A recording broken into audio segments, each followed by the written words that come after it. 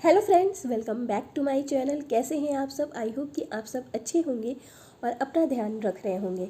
और आज की इस वीडियो में मैं आप सभी के साथ शेयर करने जा रही हूँ अपना फर्स्ट अल्ट्रासाउंड रिपोर्ट। जी हाँ, अपनी फर्स्ट अल्ट्रासाउंड रिपोर्ट। और मैं ये भी आपके साथ शेयर करने जा रही हूँ कि अगर आप भी प्रेग्नेंट हैं और आपका फर्स्ट अल्ट्रासाउंड हुआ है तो उसमें क्या क्या चीज़ मेन होती है देखने वाली, कि हाँ सब कुछ ठीक है, नॉर्मल है या फिर नहीं है।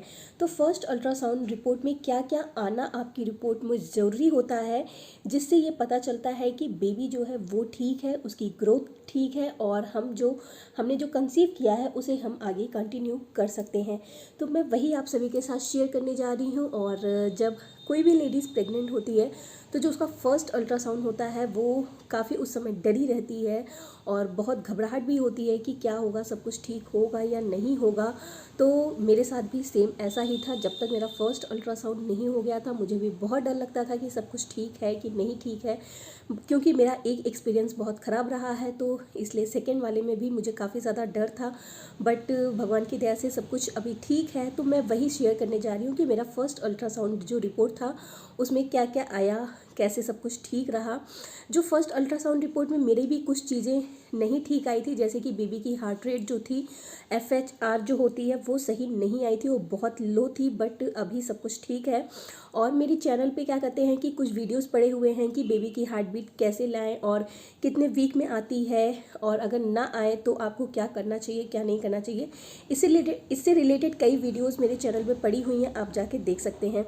तो चलिए मैं आपको अपनी फ़र्स्ट अल्ट्रासाउंड रिपोर्ट दिखाती हूँ और ये भी बताती हूँ कि मेरी रिपोर्ट में क्या क्या कॉम्प्लिकेशन आए थे, और आप खुद अपनी रिपोर्ट देख के कैसे जान सकते हैं कि आपका सब कुछ सही है, नॉर्मल है, ओके है या फिर नहीं है।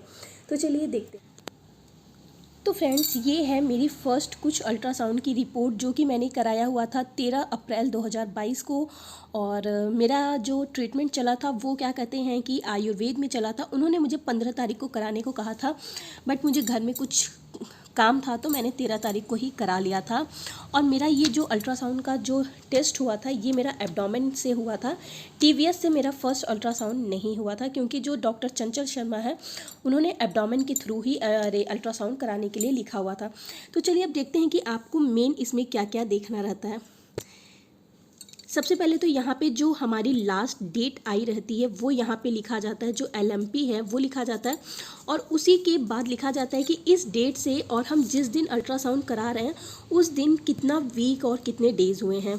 तो मेरी इस डेट के हिसाब से मेरा यहाँ पे जो है वो 7 वीक्स और 2 डेज़ हो रहे थे, यानी कि मैं 7 वीक्स पे गई थी अपना अल्ट्रासाउंड कराने के लिए। और बाकी यहाँ पे देखिए कुछ चीज़ें मेंशन की जाती हैं, जैसे कि यूट्रस इज़ बल्कि, ये सही है, ऐसे ही रहना चाहिए। और यहाँ पे जो जेस्टिनल सैक वैक है ये सब दिख रहे हैं, शो हो रहे हैं कि नहीं शो हो रहे हैं, ये सब लिखे जाते हैं। यहाँ पे देखिए बताया गया है कि फेटल पोल एंड यॉर्क शैक जो है वो दिख रहा है, सीन हो रहा है। तो ये भी बहुत इंपॉर्टेंट है। अगर आपने भी अपना फर्स्ट अल्ट्रासाउंड कराया है तो यहाँ पे ये चीज़ दिखना, जो बेबी का सैक होता है वो दिखना बहुत ज़्यादा ज़रूरी है। और ये उसके बाद सबसे इम्पॉर्टेंट चीज़ देखिए ये है बेबी की हार्ट रेट, जो कि FHR जो यहाँ पे BPM में लिखी जाती है, ये बहुत ज़रूरी है। जो कि मेरे फर्स्ट अल्ट्रासाउंड में ये बहुत कम आई थी, 138 BPM। मुझे एक दो लोगों ने बहुत डरा दिया था कि ये बहुत कम है और रिस्क हो सकता है, तुम्हें प्रॉपर पूरा बेड रेस्ट करना होगा, ये मतलब काफ़ी मुझे डरा दिया था। बट जब मैंने बाद में दूसरी डॉक्टर को दिखाया, जो डॉक्टर गीता खन्ना है, उनको दिखाया तो उन्होंने कहा कि नहीं, ये बढ़ती घटती रहती है, ऐसी कोई भी प्रॉब्लम वाली बात नहीं है। और बाद में मेरे फिर दोबारा टेस्ट हुए थे, अल्ट्रासाउंड हुए थे, तो उसमें ये बढ़ा हुआ आया था। बट फर्स्ट अल्ट्रासाउंड में ये बहुत कम आया था, 138, जो कि लगभग आपकी 150 या 155 मतलब ऐसे तो होनी चाहिए थी, और मेरी ये कम आई थी।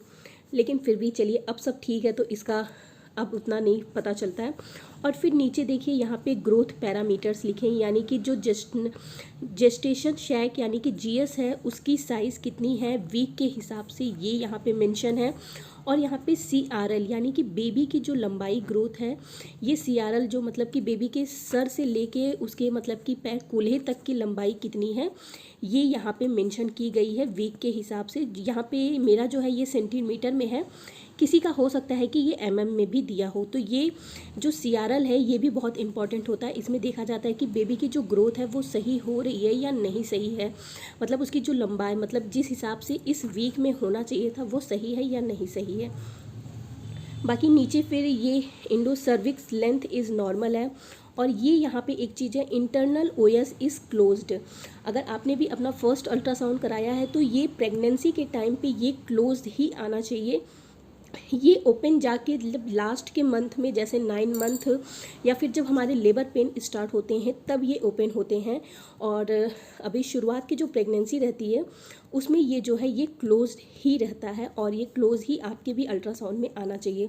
और मेरे अल्ट्रासाउंड में एक, मेरी प्रेगनेंसी में एक कॉम्प्लिकेशन और था कि मुझे जो है फाइब्रॉइड थी, और मेरा जो फाइब्रॉइड है वो 3 सेंटीमीटर इंटू 2.8 सेंटीमीटर कुछ था, मतलब कि ये इतनी लंबाई का है, जो कि बहुत बड़ा नहीं है, बहुत मतलब छोटा ही है, बट फाइब्रॉइड है तो प्रॉब्लम प्रेगनेंसी में आती ही है।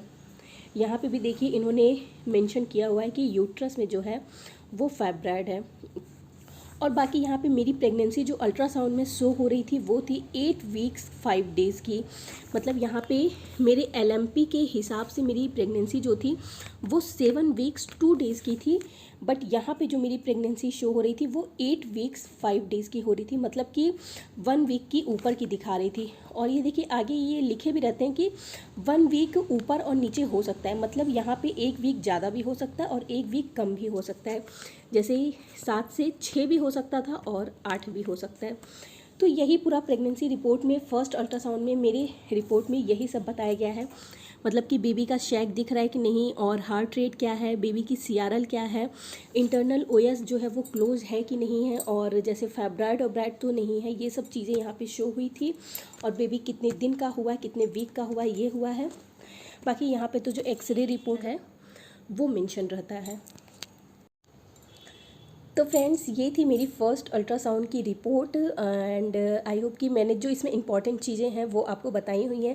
अगर आपने भी अपना फर्स्ट अल्ट्रासाउंड कराया है और अभी आपको नहीं समझ में आ रहा है कि आपको उसमें क्या क्या चीज़ें देखनी है कि सब कुछ सही है या नहीं सही है, तो मैंने आपको बता दिया है कि जो आपकी LMP यानी कि जो आपकी स्टार्टिंग डे रहा होगा वहाँ से आप काउंट करिए अपना वीक, तो आपका वीक उतना आना चाहिए। एक वीक ऊपर नीचे हो सकता है।